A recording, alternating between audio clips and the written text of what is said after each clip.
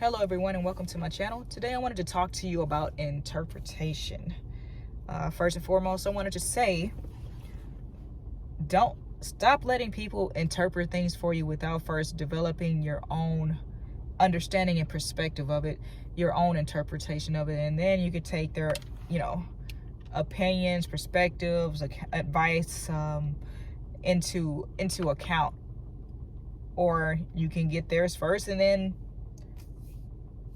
develop your own later. But no matter what, even me, even when I develop or not develop when I gain loyal followers, I want everybody to do their own research, get their own perspective, get their own opinions, their own viewpoints on things, because you can't just go by what other people say.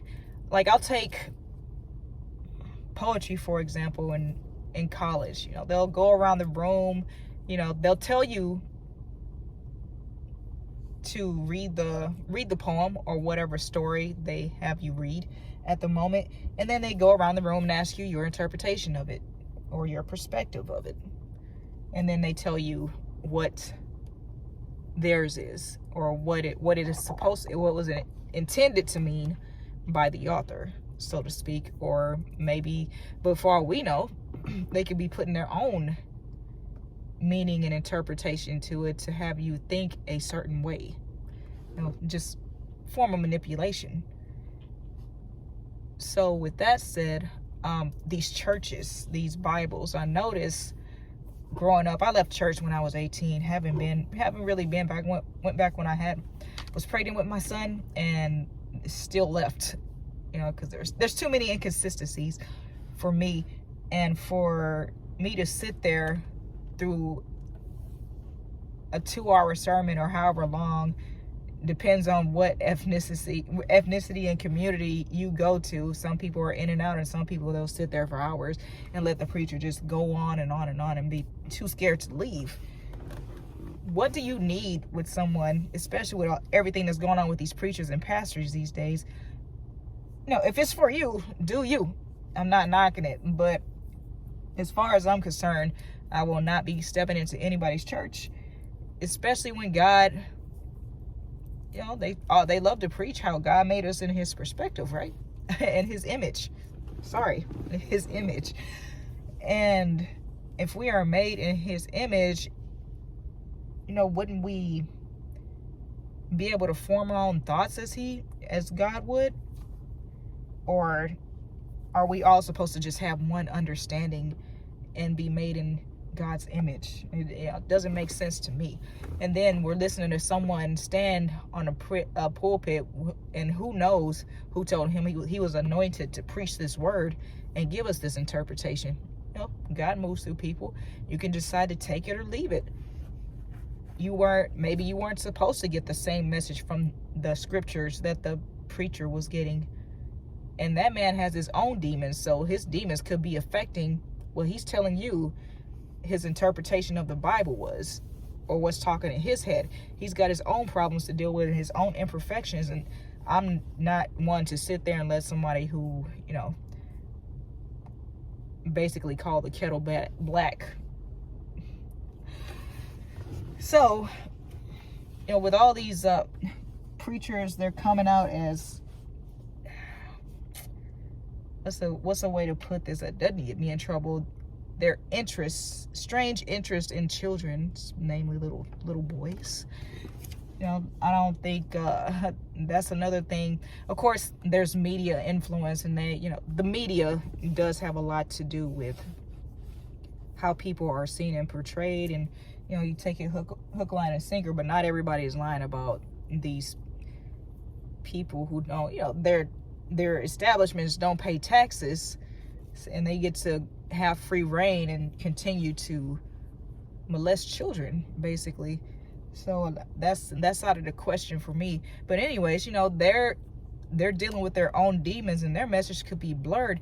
And another thing I noticed is that they get into these Bibles, they start quoting these scriptures, but the scriptures always seem to demonize, belittle, keep women under men, under the foot of a man, under the thumb of a man, and under his rule.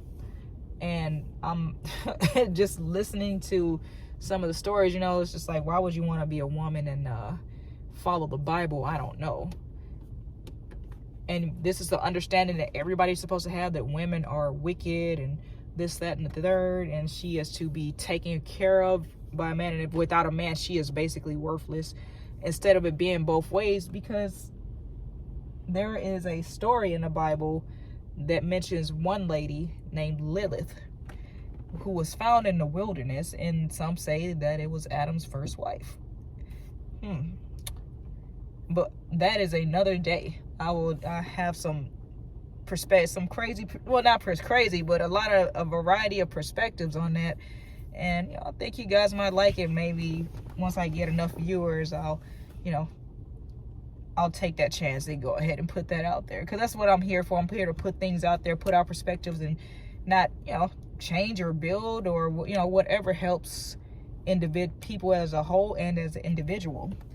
But it seems that they harp on certain scriptures that keeps the man on top, and there's no way that all the scriptures in the Bible are being read unless the preacher goes from page 1 all the way down from Genesis to Revelations, and whatever, front, basically cover to cover in all versions of the Bible, to get a, then, I will consider going and maybe having a listen. But having these people preach these messages for you and tell you what they mean is, what God is telling them. That's God's message to them. Don't miss your own message listening to other people's interpretation, only listening to other people's interpretation and perspective, because you could be missing your own message that you can also get out to others and help other people. And a lot of people are probably more in need of your help than they are of a preacher's. So I did want to say that. And to me, it just seems like there's an agenda with these Bibles, especially with these male content creators who, they're so into the Bible.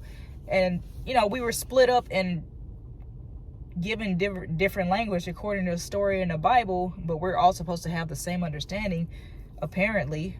But it doesn't make sense, when you speak different languages. There's different dialects, and different phrases and words mean different things. So how are we all supposed to come to the same understanding? The universal understanding is, don't be a shitty person, period. Be good to other people, and treat people as, well, we can't even say that. Treat people according to their understanding, because sometimes treating people how you want to be treated can get you screwed over. And, then everybody's hurt and bitter and like, why can't everybody be good? No, treat them according to their understanding. I know I don't treat people how I want to be treated. I treat them according to their understanding. And I feel like, like some people, you got to treat them like shit for them to understand. And my whole thing is to disappear on those types of people, because if I have to treat you like shit, that is not in my character, to be shitty to a person just to get them to understand, or be shitty to a person at all. I will ghost, but all this eye for an eye, tooth for a tooth, you really got to go out of your way to get somebody like me to come after you, for revenge or any type of other thing. So you got to be a pretty shitty person. That means you went out of your way to earn that, that ass whooping, that revenge, that get back, and whatever else, that I may bring to you. But honestly, I don't have the energy to go out of my way to try to be destructive to somebody else. If it comes to me, then yeah, fair game, free smoke, man. But as far as going out of your way, like some of these scriptures quote, it's just, it's not even worth it. It's not worth the jail time. It's not worth the energy. And a lot of these scriptures, I feel that they lead to hatred. Like, you can literally end up hating somebody that you don't even know. And who has the energy to hate? Who's going to put their energy into hatred? When you could be putting your energy into building, growing, building yourself, investing in yourself and your interests, making yourself a better person. But there's been many people that are misguided by these scriptures in the Bible. And it's just, to me, it's worthless to have somebody up there who, he isn't even, that person isn't even for the people, and then women are forbidden to speak. And now you're missing the message for the mess, because you're, of course, no, there's no possible way that men could have just overpowered women and said, this is what the word is now. There's no way, right? Yeah. So that's been in my mind for a minute. That's been part of my perspective for a minute.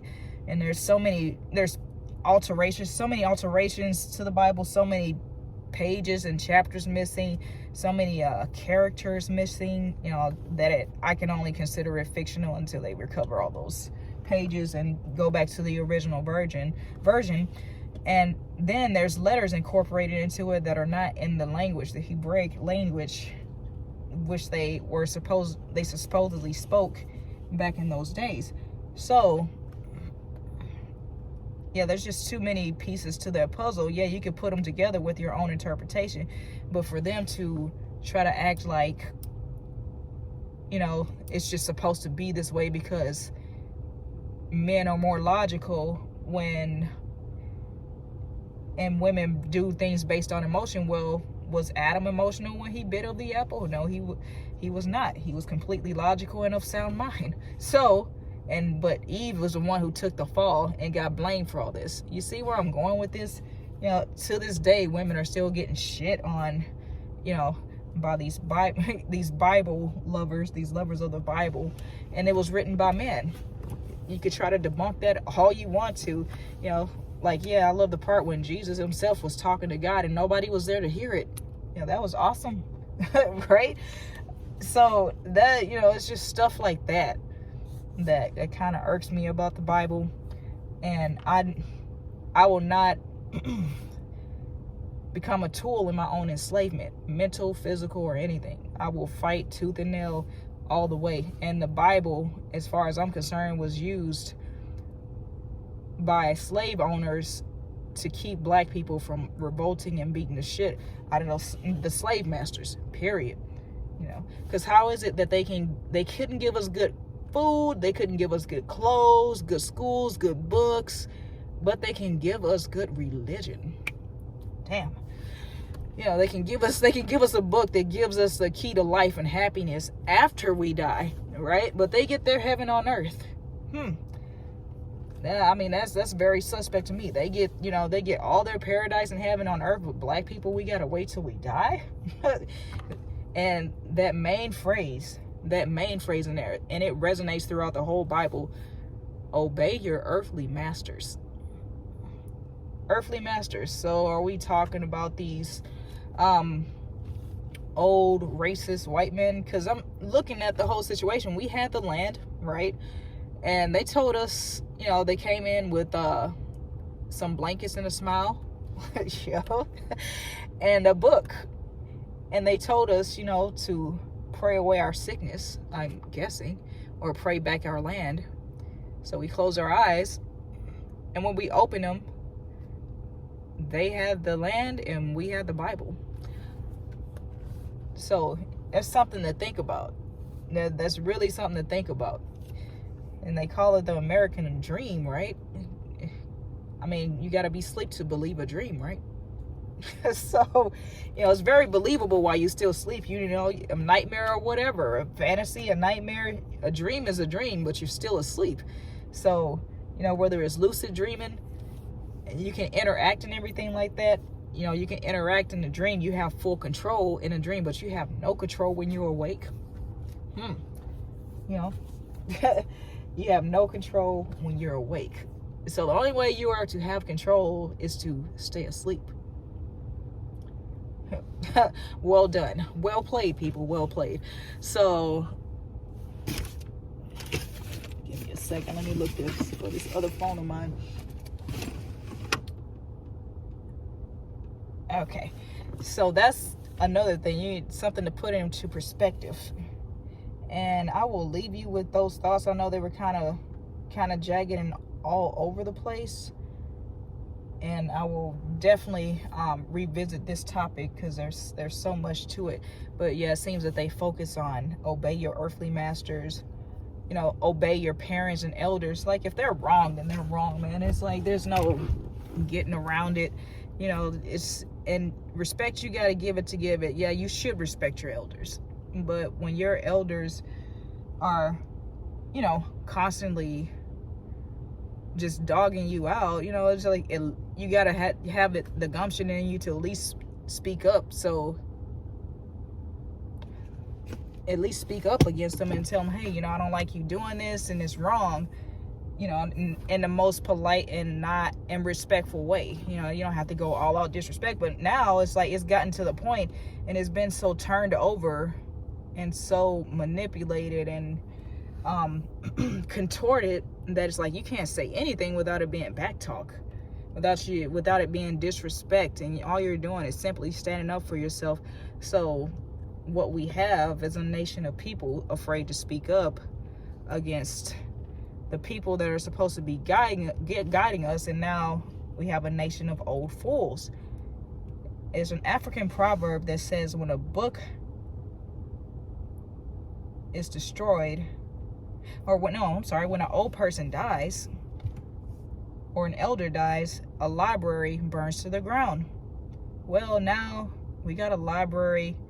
We have a bunch of libraries that are full of magazines these days. These older people are trying to keep up with the young people, and I'm gonna leave it at that. Actually, I know it's a little sporadic and choppy, and there's a lot of thoughts running through this head, and I promise I will start writing things down to get it more structured. But yeah, watch out for those libraries. Remember, drink plenty of water, eat plenty of dark greens, and most importantly, oh yeah, eat healthy, educate yourself, learn something new, exercise, and most importantly, mind your business. Peace.